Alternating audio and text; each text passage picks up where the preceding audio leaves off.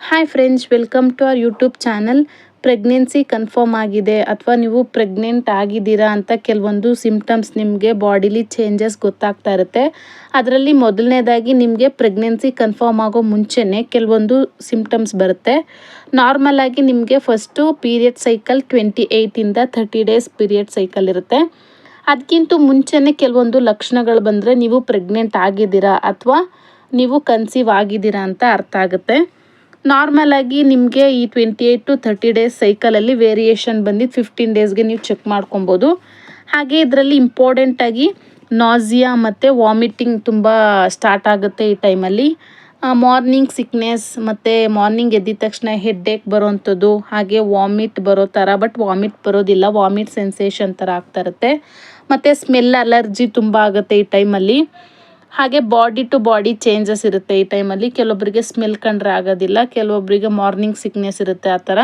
Third one ಬಂದು tiredness. ಅಂದರೆ ಈ ಟೈಮಲ್ಲಿ ನಿಮಗೆ ಲೋ ಎನರ್ಜಿ ಫೀಲ್ ಆಗುತ್ತೆ. ಮುಂಚೆ ಥರ ಎನರ್ಜೆಟಿಕ್ ಆಗಿರೋದಕ್ಕೆ ಅನ್ಸೋದಿಲ್ಲ, ನಿದ್ದೆ ಮಾಡಬೇಕು ಅಂತ ಅನ್ನಿಸ್ತಾ ಇರುತ್ತೆ. ಅಕಸ್ಮಾತ್ ನೀವು ಮಲಗಿ ಎದ್ದಿದ್ದೀರಾ ಅಂದರೂ ಕೂಡ ಮತ್ತೆ ನೀವು ಮಲಗೋಣ ಅನಿಸ್ತಾ ಇರುತ್ತೆ. ಯಾವುದೇ ಕೆಲಸ ಮಾಡೋದಕ್ಕೆ ಕೂಡ ಇಂಟ್ರೆಸ್ಟ್ ಇರೋದಿಲ್ಲ, ಸುಸ್ತಾಗ್ತಾ ಇರುತ್ತೆ. ಯಾವುದೇ ಥರದ ರೀಸನ್ ಇಲ್ಲ ಅಂದರೂ ಕೂಡ ಸುಮ್ಮನೆ ಸುಸ್ತಾಗ್ತಾ ಇರುತ್ತೆ. ಯಾಕಂದರೆ ಪ್ರೆಗ್ನೆನ್ಸಿಲಿ ಪ್ರೊಜೆಸ್ಟ್ರಾನ್ ಹಾರ್ಮೋನ್ ಅನ್ನೋದು ಉತ್ಪತ್ತಿ ಆಗ್ತಾ ಇರುತ್ತೆ. ಹಾರ್ಮೋನಲ್ ಇಂಬ್ಯಾಲೆನ್ಸ್ ಆಗುತ್ತಲ್ವ, ಸೊ ಹಂಗಾಗಿ ಇದೆಲ್ಲ ನಾರ್ಮಲ್ ಆಗಿ ಪ್ರೆಗ್ನೆನ್ಸಿ ಸಿಮ್ಟಮ್ಸ್ ಆಗಿರುತ್ತೆ ಇದು. Fourth one, breast size increase ಆಗುತ್ತೆ. ಬ್ರೆಸ್ಟ್ ಟೆಂಡರ್ನೆಸ್ ಅನ್ನೋದು ಕೂಡ ಇರುತ್ತೆ.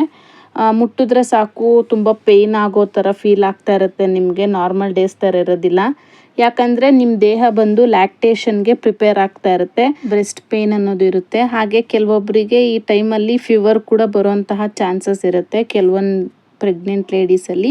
ಫಿಫ್ತ್ ಒನ್ ಬಂದು ಫ್ರೀಕ್ವೆಂಟ್ ಆಗಿ ಯೂರಿನ್ಗೆ ಹೋಗಬೇಕು ಅಂತ ಅನ್ನಿಸ್ತಾ ಇರುತ್ತೆ. ಈಗ ನಾರ್ಮಲ್ ಡೇಸ್ಗೆ ಕಂಪೇರ್ ಮಾಡಿದ್ರೆ ಜಾಸ್ತಿ ಹೋಗಬೇಕು ಅನಿಸುತ್ತೆ ಈ ಟೈಮಲ್ಲಿ. ಎಸ್ಪೆಷಲಿ ನೈಟ್ ಟೈಮ್ ತುಂಬ ಹೋಗಬೇಕು ಅಂತ ಅನ್ನಿಸ್ತಾ ಇರುತ್ತೆ. ಯಾಕಂದರೆ ನಿಮ್ಮ ದೇಹ ಗರ್ಭಕೋಶದಲ್ಲಿ ಮಗುನ ಕ್ಯಾರಿ ಮಾಡೋದಕ್ಕೆ ರೆಡಿ ಆಗ್ತಾ ಇರುತ್ತೆ. ಇದರಿಂದ ಯೂರಿನ್ ಬ್ಲ್ಯಾಡರ್ ಮೇಲೆ ಬೀಳೋಂತಹ ಪ್ರೆಷರ್ಗೆ ಯೂರಿನ್ ಪಾಸ್ ಮಾಡಬೇಕು ಅಂತ ಅನ್ನಿಸ್ತಾ ಇರುತ್ತೆ. ಸೊ ಭಯ ಪಡೋದಕ್ಕೆ ಹೋಗಬೇಡಿ, ಇದು ನಾರ್ಮಲ್. ಹಾಗಾಗಿ ನಿಮ್ಮ ಬಾಡಿ ಕೂಡ ಪ್ರಿಪೇರ್ ಆಗ್ತಾ ಇರುತ್ತೆ, ಹಾಗಾಗಿ ಈ ಥರ ಆಗುತ್ತೆ. ಇದು ಕೂಡ ಪ್ರೆಗ್ನೆನ್ಸಿ ಸಿಮ್ಟಮ್ಸೇನೆ. ಸಿಕ್ಸ್ತ್ ಒನ್ ಬಂದು ಮೂಡ್ ಸ್ವಿಂಗ್ಸ್ ಇರುತ್ತೆ ನಿಮಗೆ ಪ್ರೆಗ್ನೆನ್ಸಿ ಕನ್ಫರ್ಮ್ ಆದಾಗ. ಸುಮ್ಮನೆ ಏನು ಮ್ಯಾಟರ್ ಇರೋದಿಲ್ಲ, ಸಿಟ್ಟು ಬರೋವಂಥದ್ದು, ಕೋಪ ಮಾಡ್ಕೊಳ್ಳೋ ಥರ, ಮತ್ತು ಸುಮ್ಮನೆ ಅಳು ಬರೋ ಥರ ಆಗ್ತಿರುತ್ತೆ, ಇರಿಟೇಷನ್ ಆಗ್ತಾ ಇರುತ್ತೆ, ಇದೆಲ್ಲ ಆಗುತ್ತೆ. ಇದು ನಾರ್ಮಲ್, ಯಾಕಂದರೆ ಪ್ರೊಜೆಸ್ಟ್ರಾನ್ ಈಸ್ಟ್ರೋಜನ್ ಹಾರ್ಮೋನಲ್ ಇಂಬ್ಯಾಲೆನ್ಸಿಂದ ಇದೆಲ್ಲ ನಾರ್ಮಲ್ ಆಗಿರುತ್ತೆ. ಸೆವೆಂತ್ ಒನ್ ಬಂದು ಫುಡ್ ಕ್ರೇವಿಂಗ್ಸ್ ಕೂಡ ಇರುತ್ತೆ.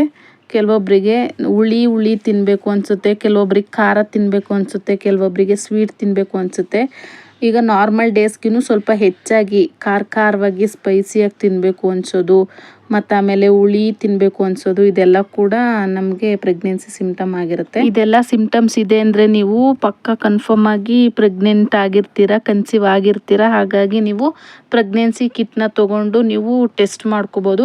ನಿಮಗೆ ಪ್ರೆಗ್ನೆನ್ಸಿ ಕನ್ಫರ್ಮ್ ಆಗಿದೆ ಅಂತ ಹೇಳಿದರೆ ಪ್ರೆಗ್ನೆನ್ಸಿ ಕಿಟ್ಟಲ್ಲಿ ಈ ಥರ 2 ಡಾರ್ಕ್ ಲೈನ್ಸ್ ಬರುತ್ತೆ. ಆಗ ನೀವು ಕನ್ಫರ್ಮ್ ಆಗಿ ಕನ್ಸೀವ್ ಆಗಿದ್ದೀರಾ ಅಂತ ಅರ್ಥ. ಆಗ ನೀವು ಗೈನಕಾಲಜಿಸ್ಟ್ನ ನೀವು ಮೀಟ್ ಆಗ್ಬೋದು. ಅವರು ನಿಮಗೆ ಬೇಬಿ ಡೆವಲಪ್ಮೆಂಟ್ಗೆ ಬೇಕಾಗುವಂಥ ಫೋಲಿಕ್ ಆ್ಯಸಿಡ್ ಟ್ಯಾಬ್ಲೆಟ್ ಕೂಡ ಕೊಡ್ತಾರೆ. ನಿಮಗೆ ಬೇಬಿ ಗ್ರೋತ್ಗೆ ತುಂಬ ಹೆಲ್ಪ್ ಆಗುತ್ತೆ. ನಾನು ಹೇಳಿರೋಂತಹ 7 ಸಿಮ್ಟಮ್ಸ್ ನಿಮ್ಮಲ್ಲಿದೆ ಅಂತ ಹೇಳಿದ್ರೆ ಕಂಗ್ರ್ಯಾಚುಲೇಷನ್, ನೀವು ಕನ್ಸೀವ್ ಆಗಿದ್ದೀರಾ ಅಂತ ಅರ್ಥ.